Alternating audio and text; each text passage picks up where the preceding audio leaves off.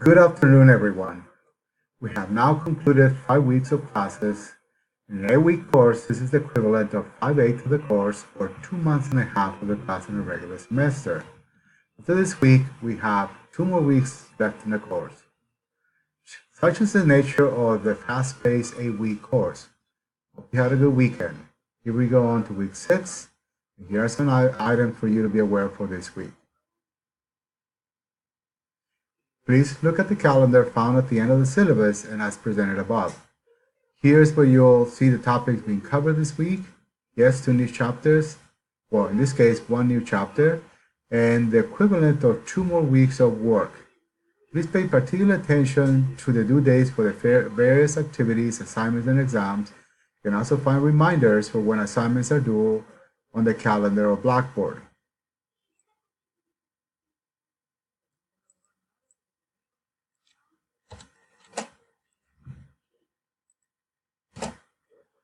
Here's a summary of what is coming up this week. Map quiz number 3. Europe, Russian Federation, Central Asia is available on Monday, July 23rd, and is due Saturday, July 28th by 11:59 p.m. Reflection number 3 is available Wednesday, July 25th, and is due Saturday, July 29th, is due Sunday, July 29th by 11:59 p.m. I have graded everything up to reflection number 2 and then plan on grading a special topic number 3 discussion in the next couple of days. A friendly reminder to make sure and make reference to your textbook and lecture notes for both the reflection and the special topic discussions. While most of you are following the guidelines, some of you have lost points because you do not refer to the course material. In an online class where you can use Google and any other sources, I want to make sure your writing is within the context of cultural geography.